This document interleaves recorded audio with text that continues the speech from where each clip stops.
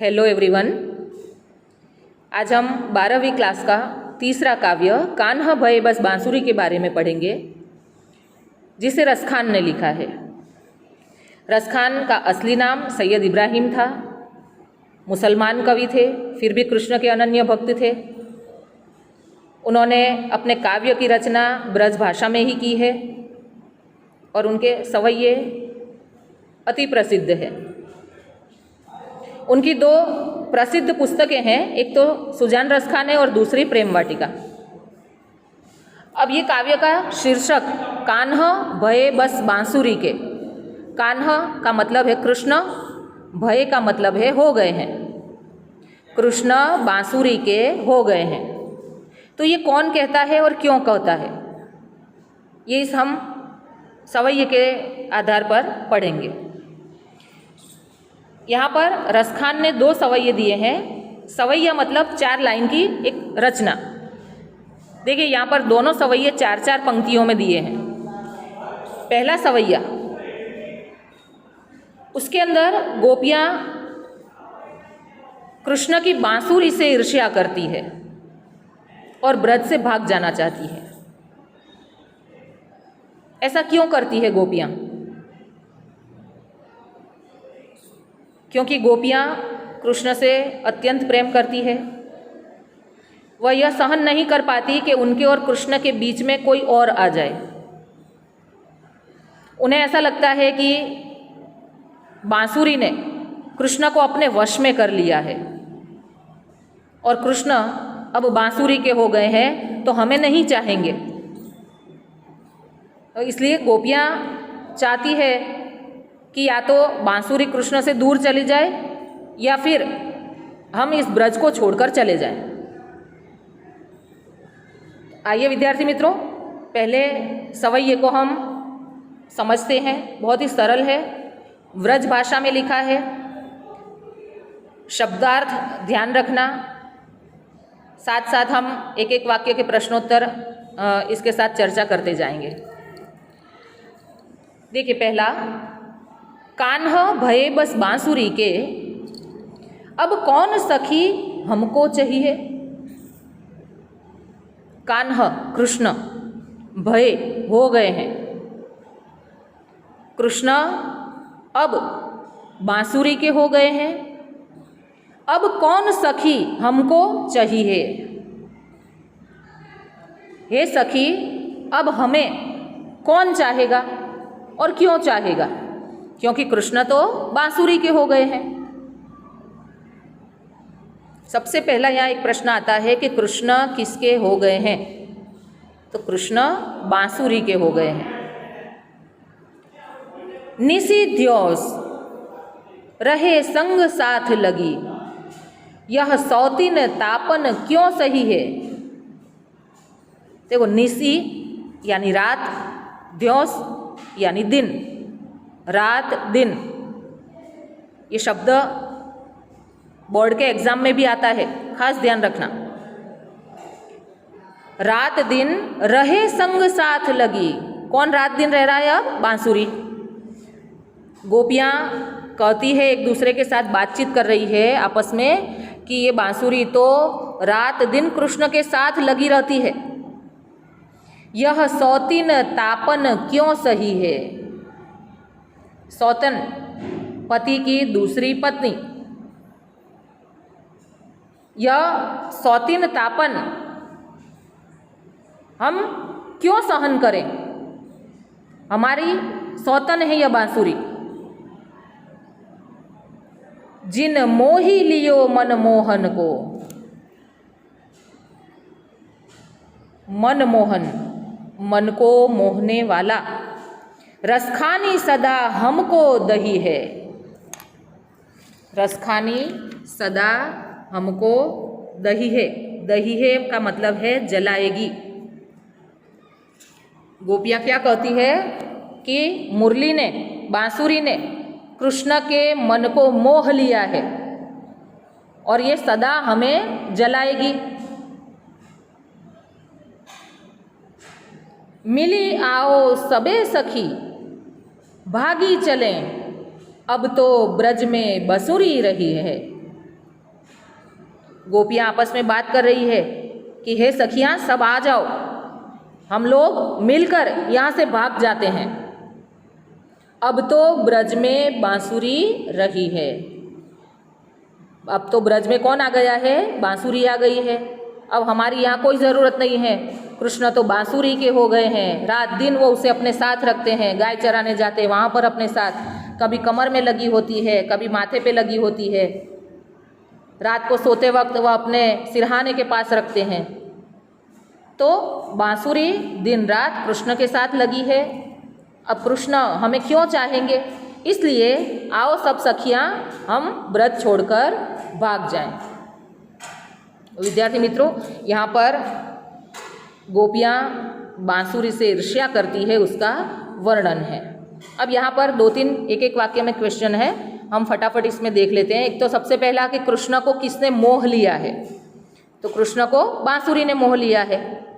दूसरा एक प्रश्न है कि गोपियाँ कृष्ण की मुरली को क्या समझती है? तो गोपियाँ कृष्ण की मुरली को अपनी सौतन समझती है। अब यहाँ पर कृष्ण के कई नाम दिए गए हैं। देखो, कान्ह है, मनमोहन, फिर पीताम्बर, ग्वाला, गोधन, कई नाम हैं कृष्ण के। विद्यार्थी मित्रों, पहला सवैया हमने समझ लिया। अब दूसरा सवैया देखिए। दूसरा सवैया,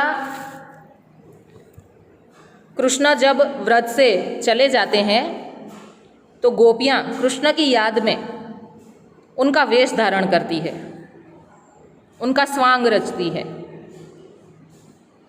गोपियों को किसी भी तरह से कृष्ण को पाना है और उनके वियोग में वह कृष्ण का स्वांग रचकर सुख का अनुभव करना चाहती है। तो यहाँ पर गोपियाँ जिस तरह से कृष्ण कपड़े पहनते थे, आभूषण पहनते थे, उसी तरह से वह अपने ऊपर धारण करती है। देखिए दूसरा सवैया, मोर पखा सिर ऊपर राखी हों, गुंज की माल गरे पहिरोगी। मोर पखा, मोर पंख। जिस तरह कृष्ण अपने सिर पर मोर का पंख लगाते थे, उसी तरह गोपियाँ भी अपने सिर पर मोर पंख लगा रही है, धारण किया है उन्होंने। गुंज की माल गरे पहिरोगी। गुंज की माल, गुंज लाल रंग के मोती, माल यानी माला। जिस तरह कृष्ण अपने गले में गुंजा की माला पहनते थे, उसी तरह गोपियाँ भी अपने गले में गुंज की माला पहनती है। ओढ़ी पीताम्बर लई लकुटी, बन गोधन ग्वारन संग फिरोंगी। ओढ़ी पीताम्बर, पीताम्बर यानी पीला वस्त्र या पीले वस्त्र को धारण करने वाला। कृष्ण का प्रिय रंग पीला था, उनके वस्त्र पीले रंग के होते थे, इसलिए उनको पीताम्बर भी कहा गया है। लकुटी यानी लकड़ी। गोपियाँ कृष्ण का स्वांग रचती है, अपने सिर पर मोर का पंख लगा रही है, गले में गुंजा की माला पहनती है, पीले वस्त्र पहनती है और हाथ में लकड़ी लेकर बन गोधन ग्वारन संग फिरोंगी। वह हाथ में लकड़ी लेकर ग्वालों के साथ वन में गाय चराने भी जाएंगी। भाव तो वो ही मेरो रस खानी। जो जो कृष्ण को पसंद था वह सारे कार्य, वह सारे स्वांग गोपी रचती है। सो तेरे कहे सब स्वांग करोगी। उनके प्यारे कृष्ण जो जो कार्य करते थे वे सब कार्य गोपियाँ करेंगी। स्वांग, स्वांग का मतलब है वेश, वेश धारण करना। या मुरली मुरलीधर की, लेकिन मुरलीधर की यानी कृष्ण की मुरली को अधरान धरी अधरा न धरोंगी। अधरान होठ, न धरूंगी, नहीं धरेगी, नहीं रखेगी। अंत में क्या कहते हैं कि कृष्ण की मुरली से उन्हें बहुत ज़्यादा ईर्ष्या है, इसलिए उसे अपने होठों पर धारण नहीं करेंगी। गोपियाँ कृष्ण को पाना चाहती है, कृष्ण के वियोग में वह कृष्ण का स्वांग रचकर उन्हें पाने का सुख प्राप्त करना चाहती है। इसके लिए उन्होंने अपने सिर पर मोर का पंख लगाया है, गले में घुंघची यानी गुंजा की माला पहनी है, लाल दाने की माला आती है, लाल मोतियों की। अपने शरीर पर पीताम्बर ओढ़ेंगी, हाथ में लकड़ी लेकर ग्वालों के साथ वन में गाय चराने भी जाएंगी। उनके प्यारे कृष्ण जो जो काम करते थे वे सारे काम गोपियाँ करना चाहती है, लेकिन गोपियाँ सिर्फ एक काम नहीं करना चाहती, वह कृष्ण की मुरली को अपने होठों पर धरना नहीं चाहती। क्यों नहीं धरना चाहती? क्योंकि वह मुरली को अपनी सौतन समझती है। तो विद्यार्थी मित्रों, बहुत ही सरल सवैये हैं दोनों। अब यहाँ पर भी एक एक वाक्य के प्रश्नोत्तर है कि कृष्ण अपने सिर पर कौन सा मुकुट धारण करते थे, तो मोर पंख का मुकुट धारण करते थे। कृष्ण गले में किसकी माला पहनते थे? गुंजा की माला। किसके कहने पर गोपी कृष्ण का स्वांग कर रही है? तो गोपियों के कहने पर ही गोपी कृष्ण का स्वांग कर रही है। और गोपी स्वांग में कृष्ण की कौन सी वस्तु का उपयोग नहीं करेंगी? तो गोपी स्वांग में कृष्ण की मुरली का उपयोग नहीं करेंगी। बहुत ही सरलता से मैंने यह सवैये आपको समझाए हैं। देखिए इसका स्वाध्याय विकल्प है, पहला विकल्प है कृष्ण किसके हो गए हैं? बांसुरी के। गोपियाँ ब्रज छोड़कर क्यों भाग जाना चाहती है? क्योंकि ब्रज में बांसुरी के रहने से। और गोपियाँ किसकी बनी माला पहनेंगी? तो गुंजा की माला। एक एक वाक्य में उत्तर हमने देख लिए, फिर से देख लो एक एक बार। कृष्ण को किसने मोह लिया? बांसुरी ने। गोपियाँ कृष्ण की मुरली को क्या समझती है? सौतन। कृष्ण अपने सिर पर कौन सा मुकुट धारण करते थे? मोर पंख। कृष्ण गले में किसकी माला पहनते थे? गुंजा की। कृष्ण किसके कहने पर गोपी कृष्ण का स्वांग कर रही है? तो गोपियों के कहने पर ही गोपी कृष्ण का स्वांग कर रही है। उसके अलावा गोपियाँ कृष्ण का कौन सा स्वांग रचती है, बराबर? और गोपियाँ ब्रज से क्यों भाग जाना चाहती है?